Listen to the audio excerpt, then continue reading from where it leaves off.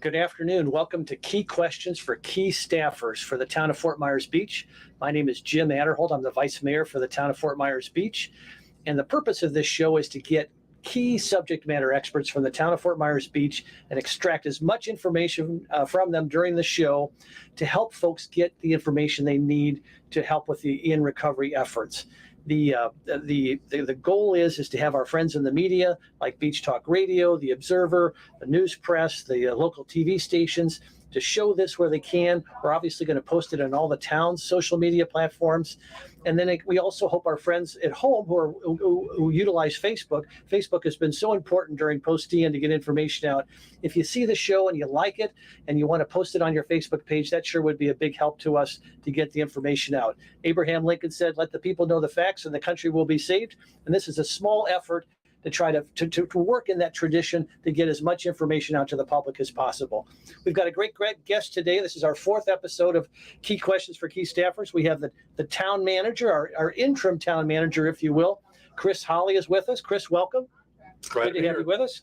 And Chris has come in rather suddenly, I think, from both his perspective and our perspective, but we're thankful to have him. And Chris, I wanted to start by, you've been here for about a month and a half now? Yes, sir. And so this is an odd question, but it's interesting to me. When you've been in municipal government for most of your career and understand local government as well as anyone. When you got here, and obviously we're after a serious disaster, what surprised you the most, given what you've seen over your career? What was the most surprising aspect of your initial tenure here on Fort Myers Beach? Well, the disaster is obviously what is affecting everything. And I always try to get a sense of the mental state of the community because I've been through them as a manager. I've been through them in other capacities, and the mental side of this is very important. And so this community has a resilience to it. I don't have to tell you that, you live here. So the people are hard at recovery. They're excited about the future. They're not dwelling on the past. They're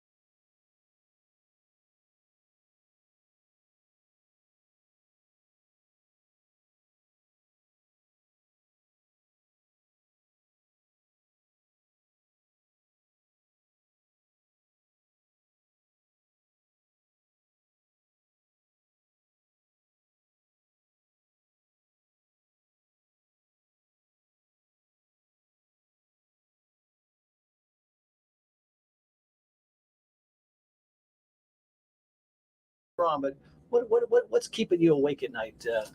well, so my whole career, I feel like I've been a team builder. You don't succeed in any effort without a good team. So I played sports in high school, football, basketball, all that kind of stuff. I've been on good teams and I've been on not so good teams. And I've always focused on building a good team because that's how you serve the public, is with a good team. So the team that's here, when I say that, that's the staff. Certainly the council provides all the leadership in terms of policy decisions and that, but there's a lot of vacancies. There's obviously the town manager position is vacant, finance director positions vacant, HR position vacant, community development vacant, and of course, community development for the public it's the building side of things. It's the most important. It's well, key. finance is important because But it's without money, not what the public sees. the public doesn't see that. That's an admin function behind the curtain. The building department is critical for the next however long. And, not having a director, limited on staff. So the challenge, the thing that keeps me awake is how to navigate trying to get as many resources from our federal and state partners because we're not sure about our finances. So taking advantage of the people offering to help, and you have to have a plan to where that's a short-term solution. And so simultaneous to filling the short-term needs, you have to stay focused on the long-term picture as well. The unique for the town is that there are a number of contract positions, and that's new to me. So navigating contracts and who's under contract, and does that work or does it need to be something different? So the city has invested significantly in the building department with contract help. And so I'm still trying to create, short-term solutions, primarily through state partners, if possible, and then some long-term solutions. We're actively recruiting for the director position. We hope we can find some good people. We have financial challenges there. So it's an enterprise operation, so permit fees pay for the staff over there, and the council, rightfully so, to help the community waive permit fees for the first 3 months after the storm. Will come out of that next month. And so we have to start kind of planning for financially what we can afford, and then a plan to implement going forward. I think we need some additional planning help, plan review help. We anticipate, as crazy as the 3 months after the storm had been, mainly that's, general repairs, that's demolition permits, that's, things that we can handle single family homes. The bigger developments, the what you see on the news now is the older resorts are selling people that are want to just move on. It's a lot of work, obviously. So you're seeing the property changes hands. People are still dealing with insurance situations, but the momentum will build on large scale developments, and we have to have the expertise to be able to process those permit requests in a timely manner so that the reconstruction and rebuilding process moves as quickly as possible. Yeah, I'm glad you said that, because I've met with a number of these entities, many of them local, who are coming back to rebuild and redevelop.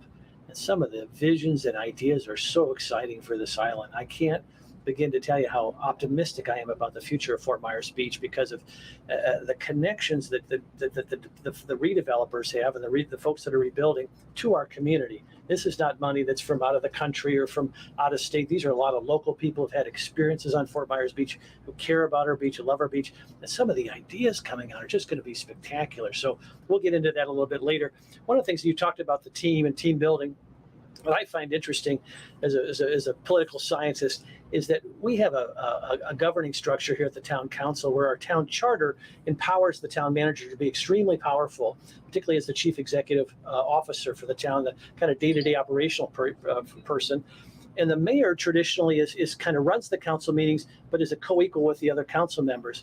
But given a disaster like we've had, and legitimately so, the mayor has elevated that role. The mayor's role has been elevated in a way that's very unique and I think appropriate.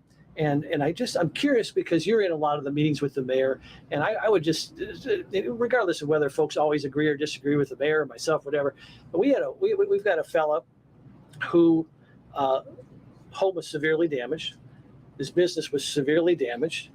He before he became mayor, right after the storm, he takes his facility where his business is, and along with some wonderful volunteers, turns it into this giant distribution hub for the sort of the rebuilding of Fort Myers Beach, helping people with all kinds of various needs.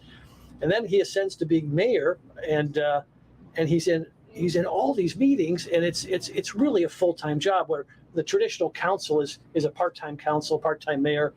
The mayor's salary is modest. It's something like $19,200. The city or the town council members get $16,800, and so the folks are not in it for the money. They're in it because they love public service. But I don't think people understand how awesome our mayor has done in terms of his time and his heart and his commitment in all of this. You see it. I'm not allowed to be in these meetings with him because of the sunshine rules prevent us from being in meetings together unless they're publicly noticed.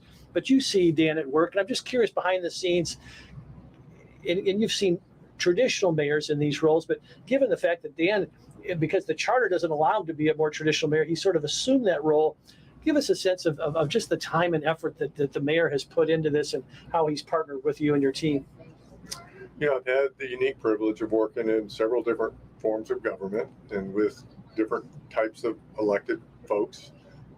Did a year in the city of Pensacola recently, and it is a strong mayor form, but the mayor did not, he hired me and then subsequent managers to run the day-to-day operations. He had no desire to be the CEO. That was his decision. The previous mayor to that was the opposite. And so I've seen it different ways. Dan is certainly very committed to this community and to the job at hand. It's not hard for me. I think the sharing of information, the more everybody has in the way of information, the more everybody's comfortable that we're in sync on where we're going. The less information, then the more misunderstanding, confusion, lack of a vision. So all managers are different in their style. I've always felt that having the elected folks have the same information that I have helps everybody. And so I do my best to keep the mayor to where he knows everything I know, and then he shares what he knows, because he's certainly much more connected to the community and community leaders than I am. I'm a newcomer. So I think we're working well together. I had no problem in the mayor. I invited him to the first staff meeting we had. It's a very simple ask from a manager standpoint. Just don't give staff direction. I'm the one that's supposed to do that. It gets very confusing if we have multiple people giving staff direction. So it's a fairly simple thing. We all want the same thing done. Just use me. And if someone asks me to do something that I think will cause a problem or create something, then that's my job, is to say, I'm not sure that's a real good idea, and we haven't had many of those. Mayor and I communicate very well. He listens to me, I listen to him. I think it's going well. Dan does a great job. And I guess what I was trying to do, and that's interesting, an aside, I was just interested. I don't know that the public understands that this has been all consuming for the mayor for a position that's traditionally a part-time role. He has been living this literally out of his camper in front of the Buttonwood facility, which is the distribution hub for all the sort of relief efforts, while he's been mayor, and the meetings that are involved with all the various county and state and federal officials that you're obviously a part of. I just think it's pretty amazing to see the mayor step up the way he has, particularly his background as a builder, which I think is appropriate given what the island is going through. I just think it's interesting for the public to know that this is not traditionally in a normal world part of the mayor's role, but he has ascended to that because of the unique situation that we're in partnership with you and your team. All mayors have been different. I saw Kathleen Pasadena, she's the president of the Senate last week, and was sharing. She's from Naples. I worked in Naples for 10 years. One of the strongest mayors. And the form of government in Naples, somewhat similar here. The mayor is generally ceremonial. We had a gentleman by the name of Ned Putzel that got elected mayor back in the 80s, and he was a hard charger. He was former CIA head and had a very colorful history of public service, and one of the brightest guys I ever met. And we worked from his agenda for most of the 4 years that he was in office. Former CIA head. Did we have a former CIA head in charge of Sanibel for a while as well? They like Southwest Florida. We have a lot of very influential people from Washington that end up in Southwest Florida. I won't go into some of the people that I met in Naples. Obviously, our governor, former governor Rick Scott, has a home in Naples, so it's a nice place. By the way, I talked to Rick Scott's office today about the post office again. I had there was an article on Beach Talk Radio which I sent to the two postal officials, the person who testified before the council, but I also reached out to his boss, a guy named Tim Costella, who's the regional director for all delivery in the southern United States. And I restated our case, and they said, "Oh, we're still studying. And I said, we can't even mail a letter on Fort Myers Beach right now. You've got to put forth a plan of action." And so we recontacted Senator Scott's office. His staff has been awesome. Again, the senator, if people remember, the senator literally picked up the phone and called the Postmaster General, which is a big deal. And the Postmaster General, we thought, was given a directive to his staff that we want some action on this. So I think there's going to be a second wave of pressure. Hopefully we'll get the post office's attention. That's been a challenge. This is sort of inside baseball. I think it's really important for the town to understand, and you are on the front lines of this. We had originally led a contract for emergency services to help us sort of document all of the expenses for the town, help us liaison with FEMA, deal with some of the other grants and other opportunities for emergency services. We have since put that back out to bid again, and I thought it might be helpful for you to explain why we did that, and also the importance of that entity, whoever should get it, and what role they'll serve as we go forward here as part of our recovery. So a lot of the first few weeks here was rightfully so focused in our procurement process. Having been through disasters, you need to make sure that your reimbursement request to FEMA will be honored, and that you'll be refunded or receive money back from our federal and state partners. So the procurement process is very important. So there have been multiple situations where in the heat of battle, right after the storm, the human nature is to try to get as much done as quickly as possible. And so you go about looking at the vendors that you have that could help. You have to look at the contracts you have. You weigh the pros and cons of the time that it takes to re-procure services to getting the job done. And so there were some decisions made to use services that now in hindsight, we have to re-procure. And one of them was the disaster recovery contractor that was on site. We looked at that. We had some help from our friends at the Division of Emergency Management, and sent the procurement up, and they had there's very technical language that has to be in a procurement for the federal government to okay. Mm-hmm. And so we are out now for that contract, which will be our primary contractor that pushes paper to FEMA and gets responses. All the damage assessment reports will turn into projects, and then to get funding from the federal government, everything has to be done with the I's dotted and the T's crossed. So, and this entity, will it primarily be our liaison with FEMA, or will he also help us with the state and the county and other grant opportunities, not-for-profits? There are multiple disciplines associated with this selection. Okay. We have insurance issues. We'll have to deal with our insurance. They can help with that as well. They can provide public adjusters and things that you need to kind of make sure that you're being treated fairly. There's been discussion of bringing on some sort of an urban planning effort with, there's going to be some work done by FDOT on the circulation of traffic at the base of the bridge. Obviously, all the commercial establishments down there, especially the older ones that might have been grandfathered in or non-conforming way back, now have to meet new standards, and there will be challenges with that. And so there have been people that have gone into communities in this situation that can help give options on what has worked in other communities. So there's no sense in reinventing the wheel. Yeah. Can we get someone in here to kind of help guide us? We're already in the midst of a comp plan review and a land development code review. I think I've mentioned that President Pasadomo has some ideas on affordable housing issues that will kind of be part of that conversation. And you can get those kinds of services through your disaster recovery team.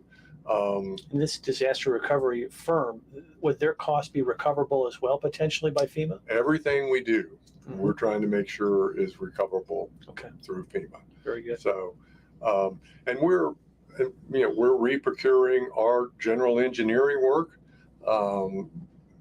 We backed up and made sure that someone put eyes on that solicitation. It was already out, but we amended it based on what we learned. So pretty much everything that we do now, procurement wise, we're taking a second look at just to make sure.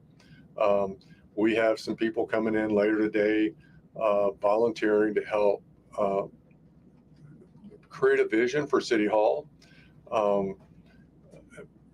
City Hall is the focal point of local government. It's where meetings take place. It's where services are delivered. And we have no City Hall. And we're going to be in temporary housing for a while. But while I'm here, I'm trying to, it's easy to kind of just look at the building over there and say, right now we're in trailers, back to the team, have a high performing team, they need some comfortable work environment to work from. And I know sitting in trailers gets old fast. We've been in it for 3 months and we're getting some modulars in next week. And we'll transition from this trailer to hopefully a better trailer, a little bigger. Do you envision, Chris, the trailer concept being our interim or temporary town hall until our new town hall is built? Or do you still see the potential for another facility as an interim town hall? What makes sense at this We've point? looked around the island at 2 or 3 places, and it's in general the big challenge a lot is access. A lot, elevators are damaged. Any building that needs to move people up and down is probably not going to be available for 6-8 a year. I don't know. You talk to people on the island, they're trying to get their elevator switched, the switching gears or whatever is a year and a half out in some cases. I mean, it's just crazy. For the foreseeable future, the modular buildings will probably be our home. There is an emergency project on the Bay Oaks Community Center, which we hope the bid award will come to the council at their meeting on the 9th. And we will quickly, try to bring that facility back up. Now, I'm a former Parks and Rec person, so I'm passionate about open space and having options for community events. And my suggestion to the council and to the mayor has been, let's try to, hold off on putting office space, on like a basketball court. Meeting there with the town council, great. 2 or 3 times a month, whatever that is, but having that facility for the public's use, getting kids back involved in recreational programs, getting the pool open back up, maybe for next summer, getting the ball fields. I mean, that is important to a community to have culture, to have arts festivals, to have whatever events that we can schedule. It's part of the fiber of the community. And a lot of those school kids, really appreciate that. Yeah, I'm trying to suggest that we not take over Bay Oaks as a city hall, that we try to, do the best we can with what we've got. There may be a facility, that comes online that wants to work with the town that we can move into for office space, because I don't really know how long, the city hall will take. We're partnering with the fire department. We're currently on property that they own. They want to be part of the effort. Obviously, there's some assets that we can share, parking, things like that. If they're going to build kind of an EOC type facility, there's no sense, a hard room or a safe room, they call it, in City Hall if there's one right next door. Do you envision that those buildings being joined together and just half being the new fire department, half being town hall? Do you envision town hall still being across the street? Just how do you see it playing That's out? the purpose of the Yeah. visit today from people who build public facilities all over the country. Yeah. So we just called. This was Director Guthrie's suggestion. He's gone through a planning process for the state EOC, and he said there are people that know a lot more than us, and why don't you take advantage of that? And I called someone I knew in Tallahassee the next day, and they said we'd love to come down and help. So it's still our hope that at the workshop on the 12th that we'll come forward with ideas and someone that can answer your questions about how long this is going to take. FEMA will only pay for replacement of what we lost. I'm told by staff that was in the building that it probably wasn't adequate before the storm, which means you, and rightfully so, you should be looking at building a town hall that will last you the next 10, 20 years. So it's going to probably be more space than FEMA will pay for. And of course, the big question is, where do we find the money to build, the next city hall? And of course, that was some of the conversations we had about our legislative ask for this year. And that's right now one of the top priorities, to try to get the council comfortable with what you want from your delegation this coming session. I think there'll be a lot of focus on hurricane recovery. It wasn't just Ian, it was Nicole, and there's people, other friends and neighbors in Florida that are suffering storm damage. So, but we want to make sure that we are prepared with data and information that we can share. I think you and other council members, and certainly the mayor, need to plan on going to Tallahassee multiple times. We have a schedule of committee meetings that are coming up in January and February. Session starts in March, right around the corner. They need to see you often. They tend to, if they don't see you, then they tend to forget about you. So. No, I understand that.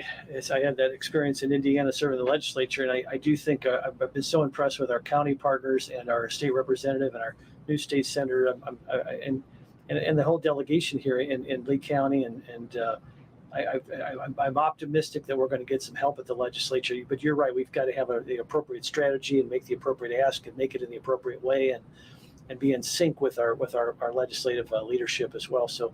I think that's great. So we've hit the town hall. We've hit the temporary town hall. I'm curious. The town finances. I know it's a challenge. I know we've got some revenue issues right now. Obviously, parking's a big part of our revenue stream. Permits are part of our revenue stream, and some of the property tax issues that the legislature is wrestling with are going to affect us. But the town was in pretty good fiscal health before the hurricane hit. I want to allay concerns. I mean, let me. I don't want to prejudice what you say. There are folks who think the town's going to go bankrupt. There's a lot of doom. There's not a lot, but there's some doom and gloomers out there that say we're going to go bankrupt. We're going to have to go unincorporated back into Lee County. I'm not seeing that, Chris. Are you at this point? No, I'm not. Short answer is no, I'm not. I think the town isn't, given what's happened, in good financial position. FEMA has sent an initial check of $7.5 million, which we received last week, for damages. Our insurance carrier, the League of Cities insurance program, has sent an initial $3 million check down. We're sitting on reserves, in that 3 to 5 million, depending on, which accounts you look at. So short term, no, I'm not worried. Long term, yes, I'm worried. Our initial checks from the tax collector's office are not what we anticipated. I don't want to overreact to that because ad valorem comes in over time. There's been some extensions allowed because of the hurricane, so I don't want to read too much into it, but I think you have to be very vigilant. And there's been outreach to the county on this issue. There are communications going on with the tax collector's office. I think for all the taxing entities, the fire chief has shared with me his initial checks from the tax collector well below what he anticipated. So public safety is very, very important. Does that happen because the assessed value is not changed because it should be 2022? What do we know why? Don't want no. I don't even want to speculate. Okay, so it's just a little there's bit. a lot of there are a lot of factors in it. There are just a lot of factors. Okay. People that lost their home and don't have it anymore. And I mean, if you have a mortgage, then you have an escrow account, and your mortgage company pays your tax bills when they're due. And so, unless somebody, directs otherwise, that's the normal process.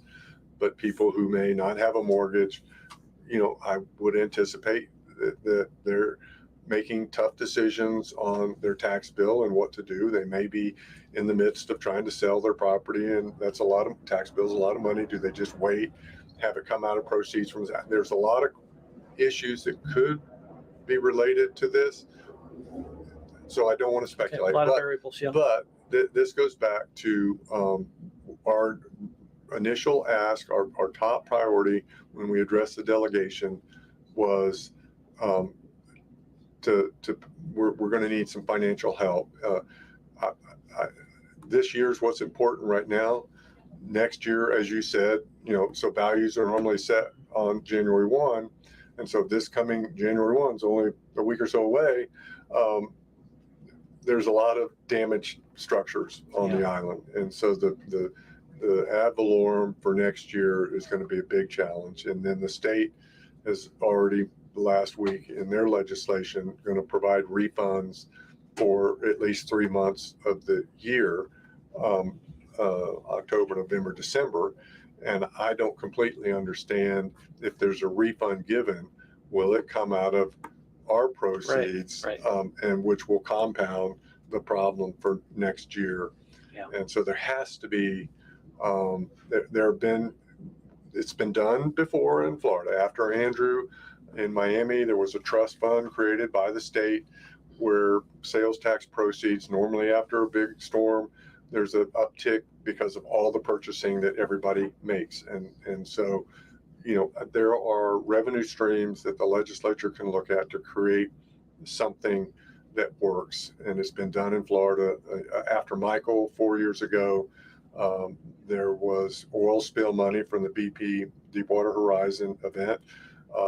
And there was some of the trust funds used to support local government, county and local government in the Panhandle after Hurricane Michael. So the precedence there, the commitment from President Pasadomo and others, our delegation members, is we're gonna help, and it will be a several year. Now, eventually, all the redevelopment is going to kickstart everything. Right. So this is somewhat short term, depends on how you look at short term, but it's several years.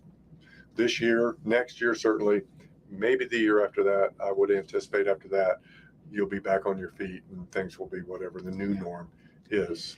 Chris, one of the things that I hear a wide variety of rumors about is the permitting process. And we just talked about how the waiving of permitting fees will expire soon, and that'll generate some revenue for additional staff. Sounds like we've got some potential state partners coming in to help triage that department with some permitting folks. I mean, I heard the mayor last night on his show with on Beach Talk talking about that we're about 2 weeks in terms of turnaround for a traditional permit. Is that fair? Because I'm hearing crazy rumors about much deeper backlog. It sounds like, are you comfortable with that 2 weeks estimate? Well, no, I wouldn't say I'm comfortable. No, I don't mean comfortable, but is it accurate? Well, I guess. Yeah. It all depends. I mean, I'm told we're caught up on demolition permits. So we started, we have to shift our focus from time to time to address the immediate need. And, with the system that's in place for people to have their lot demoed and hauled off not at their expense, at the expense of the state or feds, created a backlog. We were up to close to 100 permit apps that hadn't been acted on. So we took some permit techs off of single family stuff and shipped them to demo. And we're now caught up on the demo. We're supposedly process them in a day or so. And so, because it's important for the businesses and the homes that are destroyed to be cleared, while we have all this, these assets on the island, and they won't be here forever. Strongly encourage residents that have not made a decision about what to do to take advantage of the programs that are in place to get the debris cleared off their lot free of charge while we're doing it. And as we talked about in a couple shows ago, the debris it's in the right of way at the front of your street, in front of your property, that's going to get picked up. But if you want to give the state permission to come onto your property to remove debris removal, you've got to fill out the appropriate forms online. Right. And that's the difference about, you don't have to do anything if it's in the right of way. And we just as soon do it on your lot, instead of the right of way stuff, it will end as well at some point in time. So we'd rather just come on your lot and not scrape it to the right of way, because it leaves a mess on the right of way. The debris doesn't get all picked up. Yep. You got to send somebody back through to do it. But so back to the permitting situation, I'm not comfortable. I talk to our staff every day about how we've got Parks and Rec people that we're training as permit technicians. We're transitioning the comfort stations on the island. That's another thing that's important. The Santini facility will over the next week, we'll move those assets to the Baptist Church site, and which transitions some of their people out. So, will the showers from Santini Plaza come to the beach? Oh, that's awesome, because I've had a number of people ask about how critical those showers are at Beach Baptist. I wish we'd been a little more coordinated when one left in the other eye, but we're fixing it. So we'll have a comfort station at the Baptist. That's big facility. news. That's breaking news. That's good. That's good to hear, because a lot of people were concerned about that. Yeah. So, but the permitting is just, we're using whatever resources we have. We've got additional requests into our state partners to consider more positions for that. They're going to provide. We don't have an HR person, unfortunately, right now. Yeah. And we've got all these vacancies that we're trying to fill. We're trying to do a pay and class study in the midst of all this, because we don't have good job descriptions. If you want to hire good people, you have to pay a competitive salary, and we don't have that situation exist. I'm struggling to even, when I advertise something, I don't really even know what to advertise salary wise, because there's nothing that I can go to that tells me. So I think the building department is just going to be an ongoing work effort. When people ask me how long, I really don't use a number, because it depends on the permit. Yeah. It's on the permit. It's how complete the application is right up front. There's so many variables involved. I know it's frustrating. It's normally you can walk in and sit down at a counter with someone and talk to them and look at their paperwork and give them some advice. We don't even have that capability right now. We're trying to develop it. So it's they're trying real hard over there. They realize the council wants and the residents want as quick a process as possible so people can get to work, and we're doing everything we can to try to make it happen. And I know the LPA is looking, and the council's looking for ways to streamline the process. If there's any obstacles in the way, if contractors have ideas, if anybody has ideas, a way to streamline, we still have to stay in concert with state law. The other thing I would suggest, I interviewed with the three top building officials for our first show, and the more I used the website, and I'm not a tech person, but the website, if you go on the little sand dollars, there's one that says permitting. If you click that, there is tremendous information on there, and to the point where I can understand it. And you can go through the various frequently asked questions, and it will take care of about 80% of the questions in a really easy to understand format. There's some much more technical information there for folks who are much more sophisticated and are contractors or whatever. But there's some great stuff. There's a section on there on what you need a permit for. There's a whole list of things you don't need a permit for. There's so much great information on the website. I really encourage people to go on that website, hit the permitting sand dollar, and just read some of those frequently asked questions, because I think that'll alleviate the need to even call town hall in many occasions. There are a number of people that have very complex situations who really need to sit down and talk to somebody. I get that, respect that, but there are a lot of I get the questions as a council person all the time, and I'll go right to the website and I'll figure these out relatively quickly, because the information is on the website and it's very, very helpful. So I don't want to discourage people from that as an option as well, because if you just go on that permit section, great material that really would help alleviate the need to even come to the town. And I think it also addresses some of the rumors that are going on and some of the odd things that people are hearing, and it's very factual and very, very well presented. one of the charges that you were given amongst the hundreds of other things you're working on is to help us find a new town manager. And I'm curious, as you think about this, first of all, how's that going? And second of all, now that you've been here for a while, and obviously with your experience in local and municipal government, what do you think we should be looking for in a town manager, given our unique situation? Someone that's up for a challenge. Yeah. This is a big challenge, and someone has to look past, the blemishes and the scars and the bruises that are here. The upside is so positive. Very low millage rate, high values, which makes financing easy. One of the biggest challenges for a manager is providing services with very limited resources. The resources are here. I've helped several communities recently with their manager search. I was up in the Panhandle for Jefferson County Commission meeting late last week, where they went through some applicants for their job. They had, I think, 17 applicants for a county manager position, which I hope we can get that many. They narrowed it down to 5, and they looked at those 5. It's difficult time in local government. Putting hurricane aside, it's difficult. It's difficult as elected folks. It's difficult as an appointed person. Citizens are, we're getting less patient, as we go along, it seems, and less tolerant. And we're quick to criticize, and we're quick to call out, and that makes the job difficult. So we're getting, in the profession, we're getting less movement. What you used to want to do, and I'll just use slur words or whatever, we used to want to steal a good person from another organization.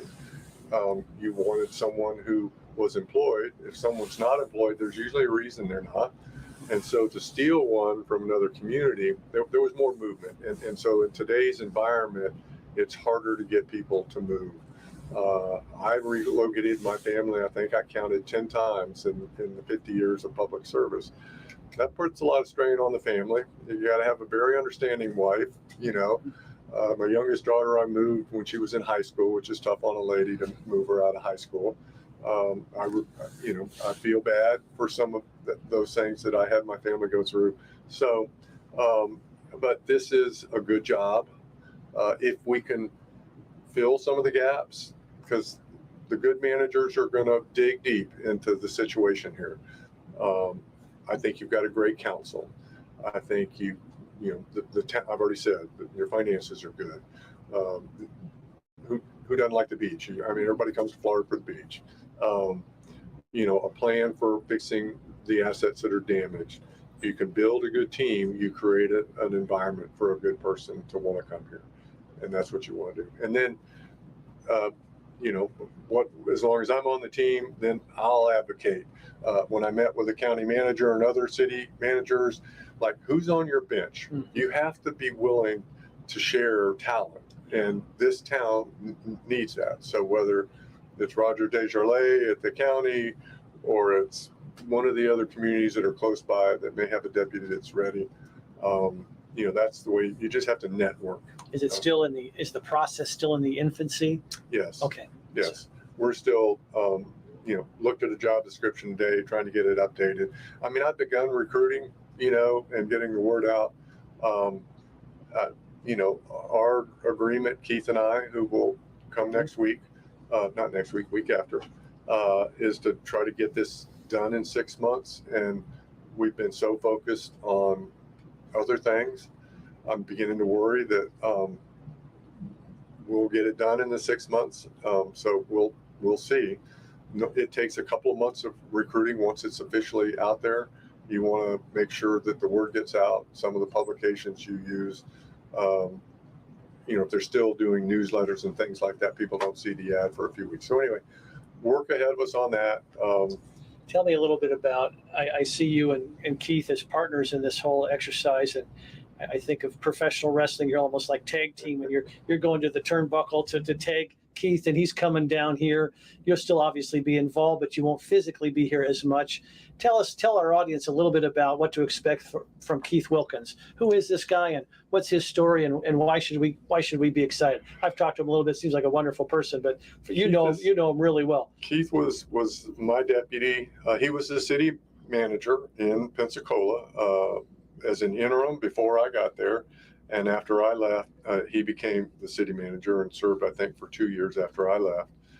Recently retired, almost a little over a year ago, from the city of Pensacola. And he is one of those folks that just has a passion for local government. He worked at Escambia County for, I think, 13 years, and with the city for another 7 or 8. He has some private sector experience. He's much more technically oriented than I am. Mm-hmm. I'm more of a big picture, motivate, let's charge the hill. He's more analytical, which is a positive thing. Probably better for the second phase anyways, right? Because you had to kind of come in here. I think we're good. He started talking to me after he retired, had seen what I enjoyed doing in my retirement was helping where people really needed help. And there is, when local governments are in transition in leadership, it's hard. There's no playbook. There's not a resource of, you'd think there would be, managers that sign up to do this kind of work. It's very difficult on your family if you're gone for long periods of time. It's not for everybody. And Keith seemed to, this will be his first since he retired. And I'm kind of, whatever kind of training, whatever I can share with Keith about my experiences to help him. A little unique to come in when the staff knows you're a short timer, all right? When they know they can outlast you, probably. In state government, we used to call that the weebies. We be here when you come, we be here when you go, yeah. So it takes different kinds of motivation to get folks' attention sometimes. And I think Keith will do great. He's maybe, I don't know if he's more personable than I am. He's a nicer guy than I am, I think. So it's a different style and approach, but he's very technically competent.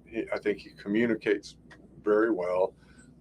He's very supportive of staff. I think the staff will like working for him. So I think he'll be good. And it is important to kind of, I tell folks here that want to take time off, please do. You need to recharge the batteries. This wears on you, 10, 12-hour days with all the destruction around you, wears on you. And so a break is good. I'm looking forward to the first week of January of getting, some golf in and relaxing. And I will come back for the meetings that second week of January, and then we'll go from there. But Keith will do a fine job. Chris, while we have this pretty good audience with our friends in the media and our own social media platforms, any other message you want to get out to the community right now, particularly as we approach Christmas? Well, there's a lot going on behind the scenes you can't see. I think the debris clearing, I want to thank the county who got on San Carlos Boulevard in the last couple of weeks. That's the main entrance to our community. And it looks a lot better coming into town over the bridge and everything now with all the debris being gone. It just lifts you. We generally have Times Square area, clean from debris. We need to get some sand out of the gutters on San Carlos. We need to get some a commitment on street lights from Florida Power and Light so that we have proper lighting both in our neighborhoods and on our main thoroughfare. I know beaches are important. There's a great deal of work going in to restoring the beach system.